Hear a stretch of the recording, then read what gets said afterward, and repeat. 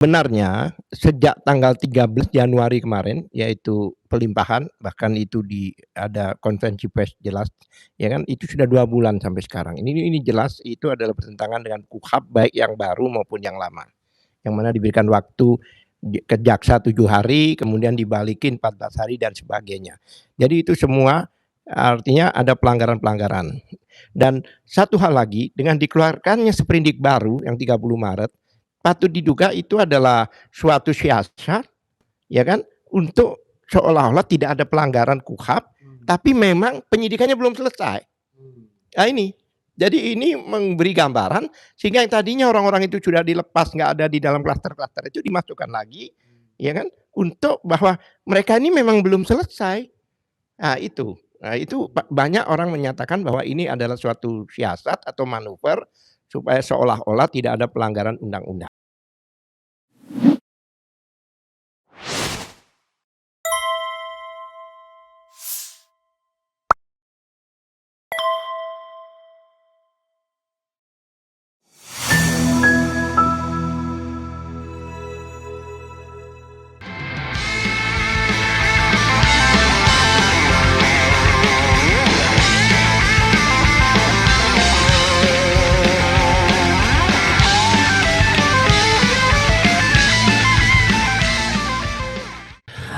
Assalamualaikum warahmatullahi wabarakatuh. Sobat RH sekalian, jumpa lagi kita di channel yang keren ini, keren cadas. Ya, sobat RH sekalian, kami kebetulan sedang berkunjung ke rumah kerabat Bro Alkatiri. Tadi sebenarnya kita bertemu dengan seseorang di daerah outside dikit Jakarta. Dan kemudian telepon-teleponan dengan Bro Alkatiri, ternyata beliau di sini, maka kita janjian di tempat ini. Karena itu kita bikin konten yang beliau punya concern dengan konten ini ya. Jadi sobat era sekalian, pada tanggal 30 Maret yang lalu, itu which is ya setelah lebaran lah, setelah orang mudik, pulang dari mudik ya, harus balik lebaran, itu mereka yang dinyatakan sebagai tersangka, sudah ditetapkan sebagai tersangka dan bahkan terlapor hidup lagi, itu dikirimi surat berwarna coklat as usual ya pada tertanggal 30 Maret 2025. Surat itu sebenarnya ditujukan kepada Kepala Kejaksaan Tinggi Daerah Khusus Ibu Kota Jakarta, tetapi kemudian sepertinya ditembuskan kepada baik para tersangka maupun terlapor ya. Jadi surat itu judulnya adalah pemberitahuan perubahan penerapan pasal. Kenapa ada pemberitahuan penerapan pasal? Karena sobat RH sekalian, ini terkait dengan adanya penetapan atau mulai berlakunya Kitab Undang-Undang Hukum Pidana yang baru. Jadi undang-undang berapa Pak Alkitiri? Nomor 1 tahun 2023 ya. Sehingga perlu penyesuaian pasal menurut keterangan surat tersebut. Dan saya bacakan ya. Jadi kepada yang terhormat Kajati Daerah Khusus Jakarta, rujukannya itu dari A sampai K ya. Salah satunya adalah surat perintah penyidikan nomor SP Sidik 1043 di Reskrimum Polda Metro Jaya tanggal 30 Maret 2026. Berarti ada sprindik yang baru nih. Kemudian poin 2-nya adalah sehubungan dengan rujukan di atas dengan telah diberlakukannya Undang-Undang nomor 1 tahun 2023 tentang Kitab Undang-Undang Hukum Pidana pada tanggal 2 Januari 2006 diberitahukan kepada kepala ya, maksudnya kepada KA ini kepala ya, bahwa perubahan penerapan pasal atas perbuatan yang disangkakan pada tersangka HM Rizal Fadila, Kurniatri Royani, Rustam Effendi, KRMT Roy Suryo, Noto Diprojo, Rismon Hasiholan Seniper, masih ada nama Rismon, Tifauzat Yasuma, dan terlapor ada lagi Abraham Samad, Mikael Benyamin Sinaga, Nurdian Noviansyah Susilo, Ali Ridho alias Aldo Husen, yang semula menggunakan pasal 310 KUHP dan atau pasal 311 KUHP dan atau pasal 160 KUHP Undang-Undang Nomor 1 tahun 1946 ya, dan atau pasal 35 jungto pasal 51 ayat 1 dan atau eee pasal 32 ayat 1 Jungto pasal 48 ayat 1 Undang-Undang Nomor 11 Tahun 2008 tentang Informasi dan Transaksi Elektronik dan atau pasal 7A Jungto pasal 45 ayat 4 dan ayat 6 dan atau pasal 28 ayat 2 ini ya, ayat 2, Jungto pasal 45A ayat 2 Undang-Undang Nomor 1 Tahun 2024 tentang perubahan, kedua atas Undang-Undang ITE ya. Eee saya baca. Disesuaikan menjadi pasal 310 KUHP dan atau ya, pasal 434 dan atau pasal 245 dan atau pasal 242 Undang-Undang Nomor 1 Tahun 2023 tentang KUHP dan atau pasal 243 Undang-Undang Nomor 1 Tahun 2026 tentang penyesuaian pidana dan atau pasal 35 Jungto pasal 51 ayat 1 dan atau pasal 32 ayat 1 Jungto pasal 48 ayat 1 Undang-Undang Nomor 11 Tahun 2008 tentang Informasi dan Transaksi Elektronik. Jadi ada beberapa pasal yang nanti kita jelaskan ya, pasal yang berubah. Perubahan penerapan pasal ini dilakukan berdasarkan ketentuan pasal 3 dan pasal 618 ya. 18 Undang-Undang Nomor 1 Tahun 2023 tentang Kitab Undang-Undang Hukum Pidana Jungto Undang-Undang Nomor 1 Tahun 2006 tentang penyesuaian pidana. Perubahan penerapan pasal tersebut tidak mengubah substansi perbuatan yang disangkakan sebagaimana tercantum dalam berita acara pemeriksaan. Kemudian tembusan itu disampaikan kepada nama-nama yang tadi saya sebutkan termasuk kepada Ketua PN Jakarta Pusat, Ditreskrimum Polda Metro Jaya, kepada Jokowi juga, pelapor, Andi Kurniawan pelapor, Lecumanan pelapor, Maret Saweken juga pelapor, lalu mulai dari HM Rizal Fadila, Kurnia Triroyani, Rustam Effendi, Roy Suryo, Rismon, Tifauzia Tiasuma, Abraham Samad, Mikael Benyamin Sinaga, Nurdin Noviansa, dan Ali Ridho alias Aldo Hussein. Jadi diberitahukan baik kepada yang dijadikan tersangka maupun yang sekedar terlapor saja. Oke, itu yang saya bacakan. So, apa masalahnya? Silakan, Bro Alkatiri. Ini nampaknya, ya kan, kepolisian ini mengulangi lagi sesuatu. Kita ada masalah. Tuker ya, bukan tukaran ya, tuker. Jadi masalahnya begini, nampaknya mengulangi lagi prosedur-prosedur yang sebenarnya tidak sesuai dengan ketentuan yang ada. Seperti awalnya yang SPDP itu, masih ingat ya, itu kan semuanya dicampur jadi satu. Ya kan, semua terlapor itu dicampur jadi satu, yang mana perbuatannya tidak jelas dan tidak mungkin sama lah, dari sekian orang itu kan beda-beda ya. Nah sekarang lagi dicampur lagi gitu loh dengan surat yang baru ini. Jadi seolah-olah itu semuanya itu melakukan hal yang sama. Nah, ini kan apa? Ini bisa aja dikatakan bahwa ini penyidik ini memahami apa tidak. Kalau memang dia memahami tapi tetap dia lakukan, berarti itu kan melampaui kewenangannya. Nah, itu jelas ya.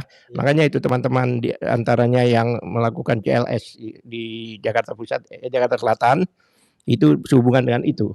Jadi melihat sesuatu kejanggalan-kejanggalan yang mana orang awam aja paham. Kenapa kok dari pihak kepolisian penyidik yang sudah dilatih ya, istilahnya sudah memahami pasal di undang-undang itu kok masih melakukan hal yang kekeliruan. Terus yang menarik lagi di situ ada sprindik baru yang baru dikeluarkan 30 Maret. Berapa hari yang lalu? 30 Maret ada sprindik baru. Dan 30 Maret itu juga surat itu tertanda. Jadi hari itu sprindik dikeluarkan, hari itu juga surat dikirimkan ke para tersangka dan terlapor ya, karena itu gabungan. Ini kan suatu, kenapa harus tergesa-gesa seperti itu ya kan? Ada sesuatu sehingga menurut kami dengan adanya itu ya apa ya, diduga ada kecerobohan di situ ya. Banyak hal yang keanehan-keanehan yang dituliskan di situ itu kan dikatakan untuk penyesuaian undang-undang dengan yang baru. Oke, kita bicara undang-undang lama maupun undang-undang baru. Contohnya kita berangkat ke 310 dan 311. Itu kan dirubah dengan undang-undang yang baru, Undang-Undang Nomor 1 2023 itu dengan pasal 433 dan 434. Ya sama. Begini, jangan lupa di dalam undang-undang KUHP, bukan KUHP ya, KUHP yang baru pasal 3 ayat 1 menyatakan, ya kan, jika pada waktu ada perubahan undang-undang ini yang mana ada perkara yang masih dalam proses ya, maka digunakan yaitu undang-undang yang menguntungkan.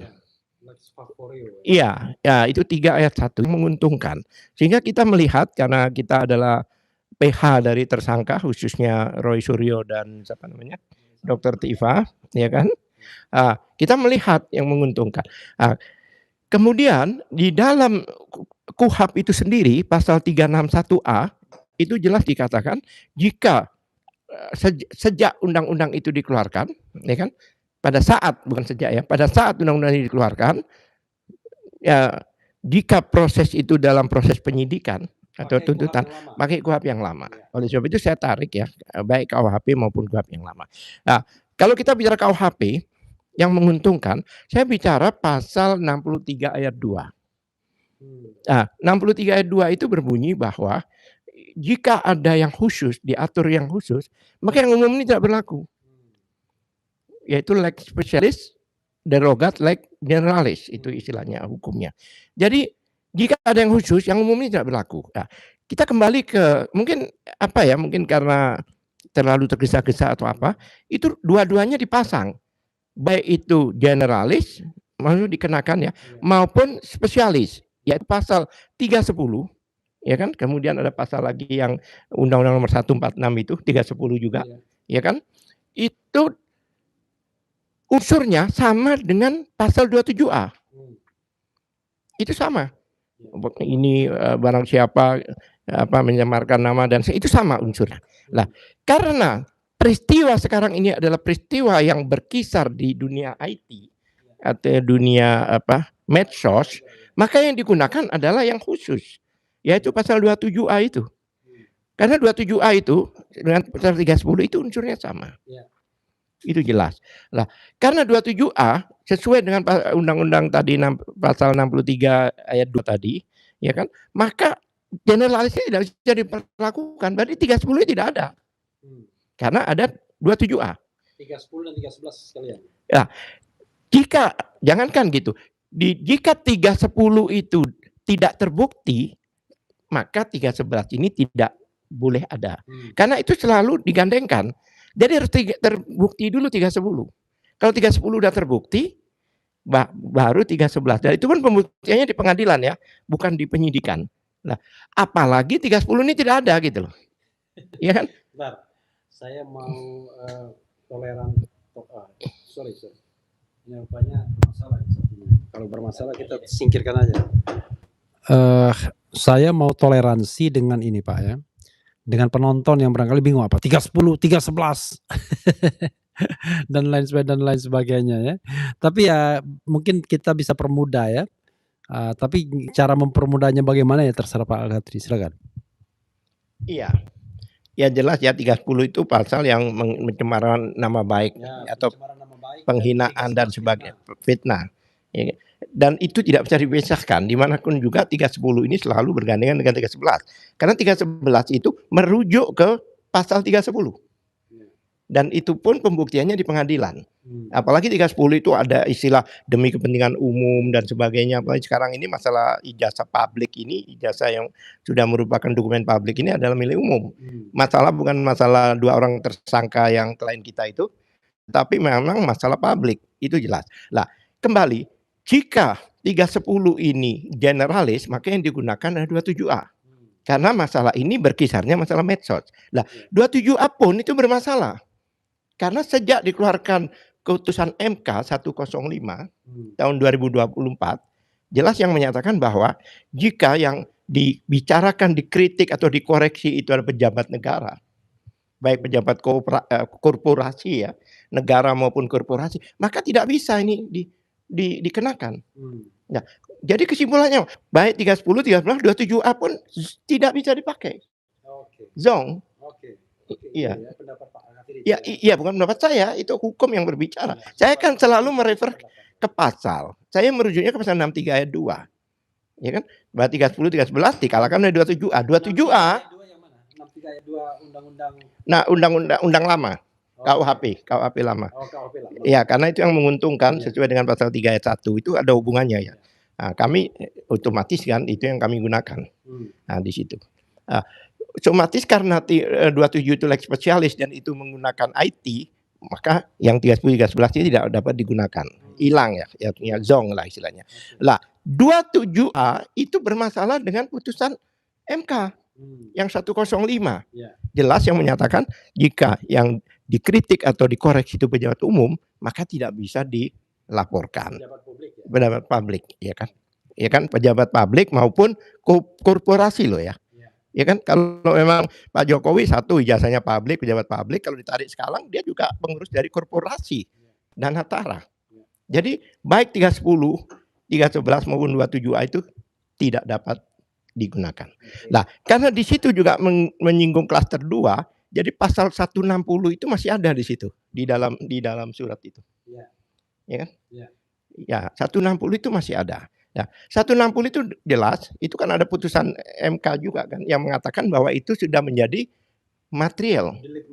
Dulunya formil, contohnya yang sering dikatakan Bang Refli, bakar mobil itu, ya kan? Itu pun walaupun belum ada orang yang bakar atau orang action seperti itu, maka itu sudah kena. Tapi sekarang udah nggak bisa dengan putusan MK itu. Iya, karena putusan MK sudah memutuskan 160 itu. Tadinya ada orang yang menggugat untuk 160 itu dihapus. Tapi bahkan dikasih jalan tengah, tetap ada tapi deliknya delik material. Ya kan? Jadi harus 3, ada penghasut, ada yang dihasut dan ada tindak pidana. Ada tindak pidana lain, ya kan? Yang karena hasutan itu. Dan juga yang dimaksud itu pun juga pada petugas negara. Pada kepolisian. 160 itu dibatasi bukan pada umum ya. Pada petugas negara. Contohnya polisi, itu serang polisi itu, itu gitu. Itu tidak bisa digunakan. Satu. Nah, yang berikutnya, ya walaupun saya harus perinci tapi saya nggak bicara ancaman hukumannya ya, tapi deliknya aja. Oke. 28 ayat 2. Itu jelas 28 ayat 2 itu di backup oleh undang-undang baru itu di undang-undang ya apa itu penyesuaian itu. Berapa itu? Ada pasal berapa?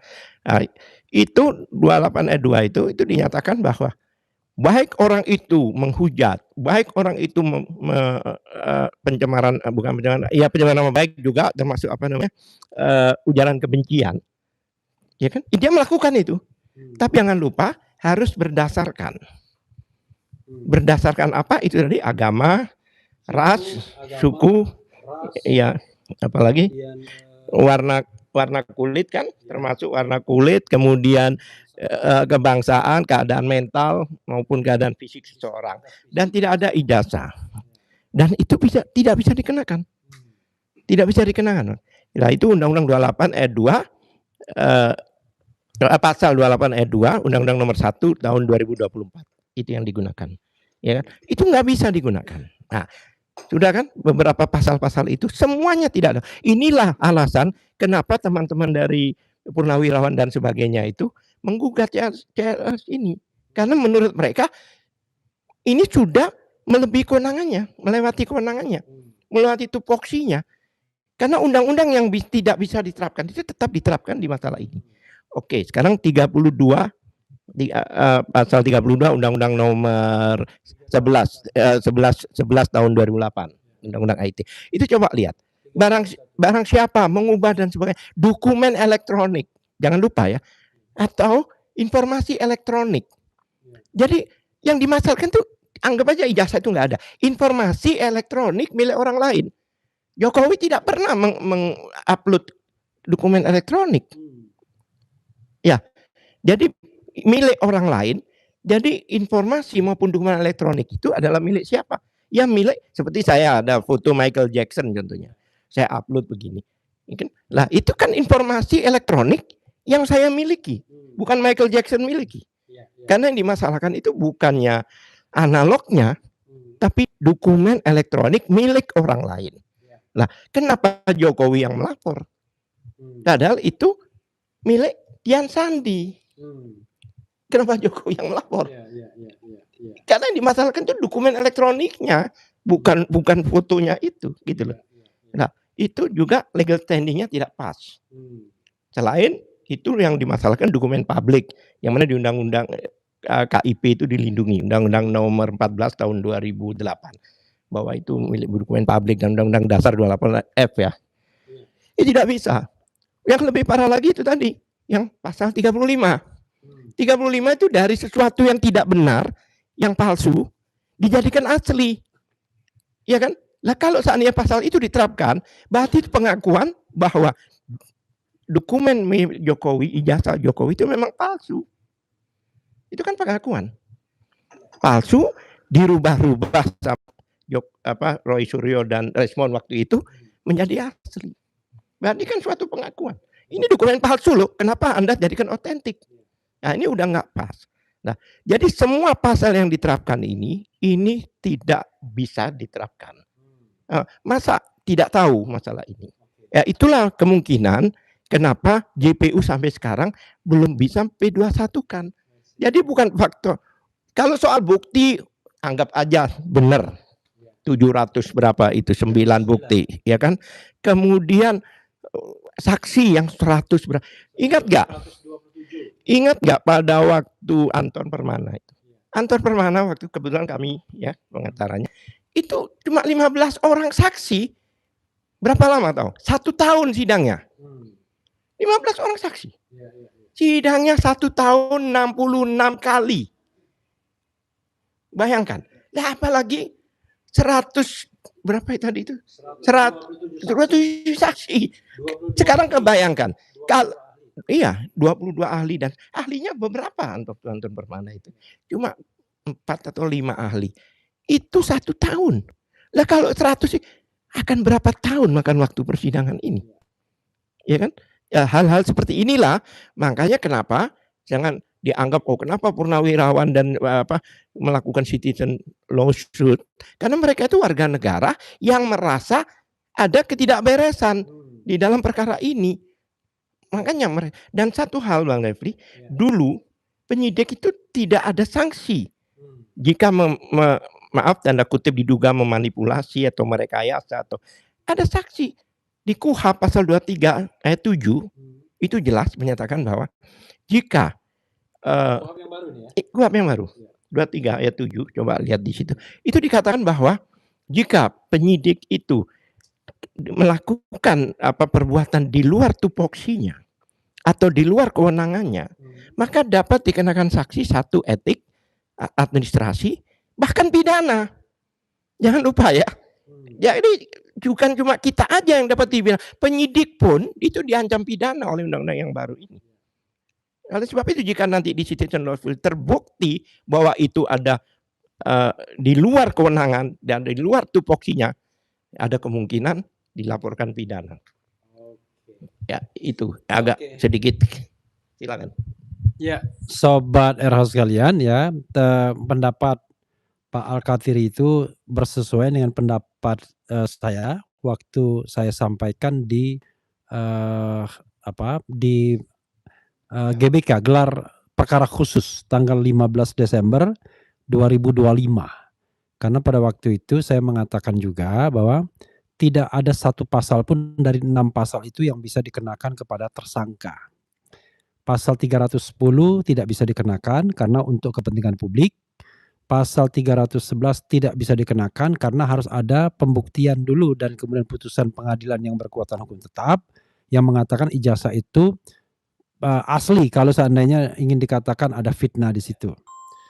Pasal 27A tidak bisa digunakan karena kita minta bahwa tafsir sebagai pejabat publik masih melekat kepada Jokowi karena dia paling tidak pengawas Danantara dan Danantara itu adalah lembaga publik tapi lembaga publik juga dia jadi public institutions juga ya. Nah kemudian pasal 28 ayat 2 tidak bisa dikenakan karena Jokowi itu bukan suku, bukan agama, bukan ras, bukan disabilitas fisik, bukan warna kulit ya, bukan, kebangsaan, dan lain sebagainya. Ya, ijazahnya juga, tapi kan pencemaran nama baik kan terhadap Jokowinya. Iya iya iya kan? Ya, jadi kalau karena pencemaran nama baik terhadap Jokowinya, maka ya nggak bisa bilang ujaran kebencian terhadap Jokowi, karena Jokowi bukan suku, bukan agama, bukan ras, bukan disabilitas mental dan lain sebagainya. Pasal 32 ayat 1 Undang-Undang ITE, Undang-Undang 11 2008 tidak bisa diterapkan karena secara faktuil ya, secara faktual Roy Suryo, Dokter Tiva itu tidak melakukan editing apa-apa terhadap dokumen milik orang lain, ya, karena dokumennya tetap remains. Misalnya katakanlah dalam konteks Roy Suryo dia membahas dokumen yang disampaikan atau di-upload Dian Sandi misalnya, dokumen itu remains, tidak berubah. Yang dilakukan adalah melakukan penelitian, penelaahan yang kemudian memunculkan, sebuah kesimpulan 99,9% palsu, kan itu. Pasal 35 apalagi tidak bisa diterapkan, karena justru berbalik, dengan apa yang menjadi fakta. Karena pasal itu mengatakan, seseorang itu melakukan edit dokumen yang tadinya, tidak otentik menjadi seolah-olah otentik. Justru kalau seandainya pasal ini diterapkan, pengakuan bahwa, dokumen itu memang tidak otentik, lalu gara-gara Roy Suryo menjadi otentik. Padahal lebih tepatnya adalah dokumen itu tidak otentik dan gara-gara Roy Suryo makin kelihatan tidak otentiknya, kan begitu ya harusnya ya, bukan seolah-olah otentik. Nah, sobat era sekalian, inilah hal-hal yang perlu diperhatikan kalau kita melihat kasus ini ya. Karena itulah kita menduga nih berdua ya, memang sengaja dipanjang-panjangkan karena, penyidik dalam hal ini kesulitan membuktikan delik materialnya apa sih yang dilakukan oleh, Roy Suryo, Dokter Tiva ini dalam kaitannya dengan penersangkaan yang sudah ditetapkan kepada mereka. Unsur-unsurnya itu apakah memang memenuhi atau tidak? Apakah pasalnya itu bisa diterapkan atau tidak? Kita mengatakan tidak. Belum lagi kalau kita bicara mengenai, eee, yang namanya alat bukti, evidence yang tidak bisa dibantah harus hadir, yaitu ijazah sokol aslinya. Memang pada gelar perkara khusus tanggal 15 Desember 2025 ditunjukkan ijazah yang katanya asli itu. Tetapi bagi Roy Suryo yang pakar telematika, dia tetap mengatakan, "Wah itu nggak bisa, itu palsu." 99,9% palsu menurut keyakinannya. Dan memang kalau kita bicara tentang azas pemerintahan, good governance dan clean government, ya azas tata kelola pemerintahan yang baik, setelah ditunjukkan sekitar 5 menit lah menjelang berakhirnya gelar perkara khusus, apa, kloter bukan kloter apa, yang kedua, apa istilahnya mereka mengatakan? Klaster, klaster yang kedua.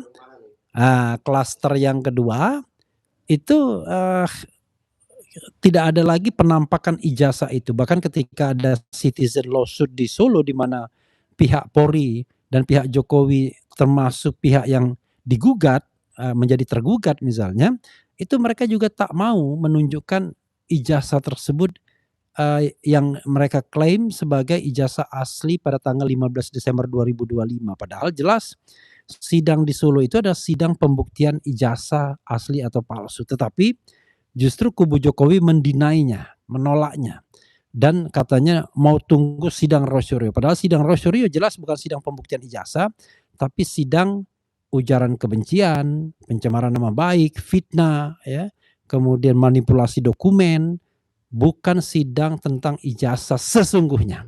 Tetapi walaupun nanti in case dipaksakan naik ke persidangan, ya kita akan minta Jokowi dihadirkan dan kita akan tanyai setanya-tanyanya mengenai apa yang terjadi dengan kuliahnya kalau memang benar-benar kuliah dan apa yang terjadi dengan ijazahnya yang menurut orang dari foto saja sudah void, sudah tidak bisa lagi dipertahankan bahwa itu adalah ijazah, mantan Presiden Jokowi. Begitu saudara sekalian, sebelum saya tutup, mungkin ada yang mau ditambahkan oleh Bro Alkatiri, silakan. Jadi begini, sebenarnya sejak tanggal 13 Januari kemarin, yaitu pelimpahan, bahkan itu ada konferensi pers jelas, ya kan, itu sudah 2 bulan sampai sekarang. Ini jelas itu adalah bertentangan dengan KUHP baik yang baru maupun yang lama. Yang mana diberikan waktu ke jaksa 7 hari, kemudian dibalikin 14 hari dan sebagainya. Jadi itu semua artinya ada pelanggaran-pelanggaran.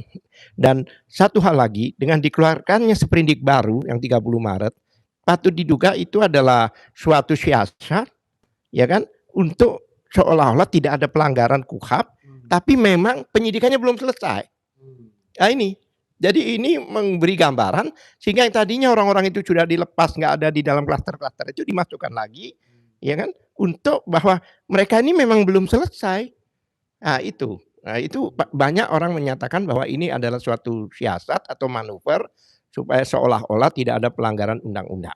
Padahal sebenarnya kita juga ahli hukum ya Bang Refli, saya dan sebagainya. Ini seharusnya sudah harus dihentikan, mau nggak mau. Jadi namanya SPDP-nya itu harus dikembalikan. Bahwa ini memang unsurnya tidak terpenuhi.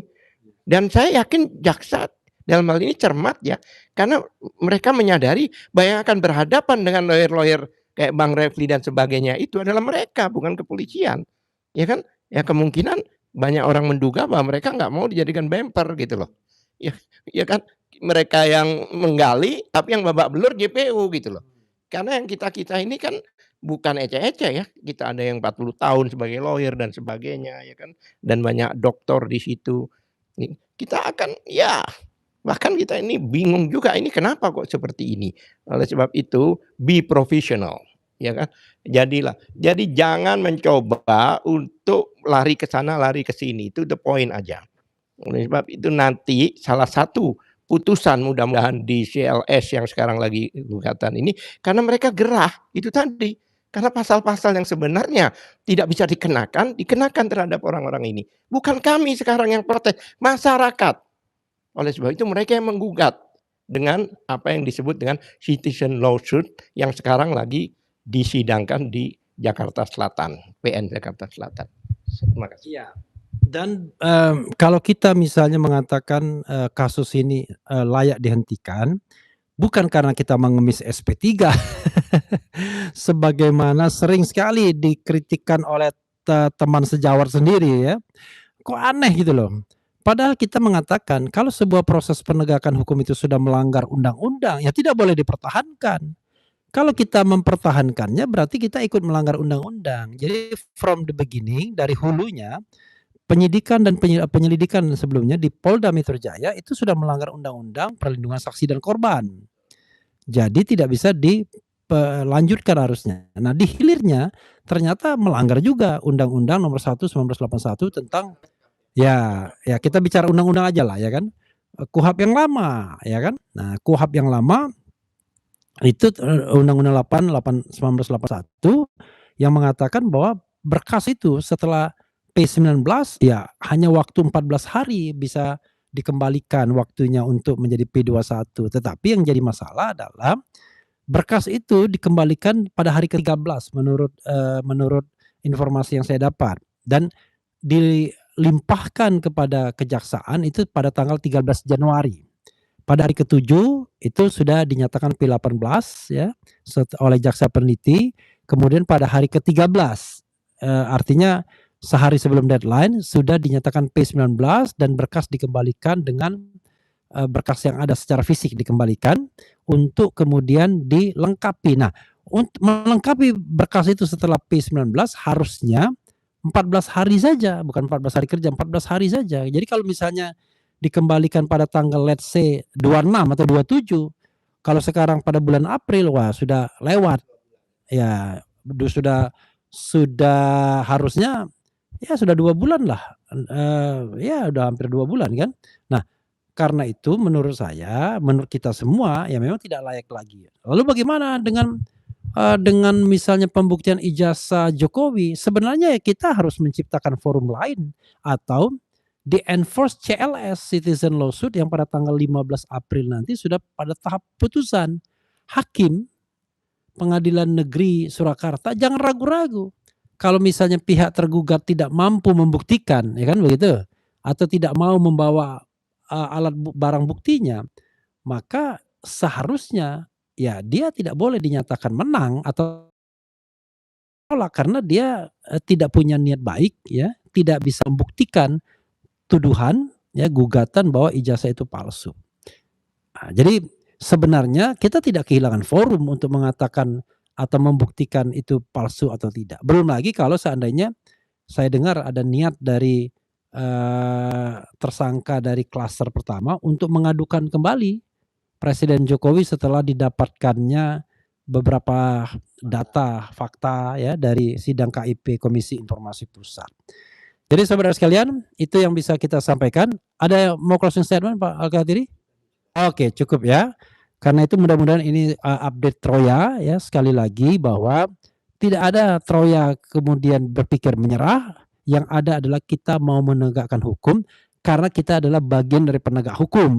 Jadi dengan melanggar hukum ya, mengenai pembuktian ijazah itu palsu atau tidak, itu soal yang tetap bisa kita perjuangkan melalui CLS dan lain sebagainya. Tetapi tidak dengan menyerahkan leher Roy Suryo, Dr. Tifa atau tersangka lainnya. Begitu saudara sekalian. Wassalamualaikum warahmatullahi wabarakatuh. Yeah.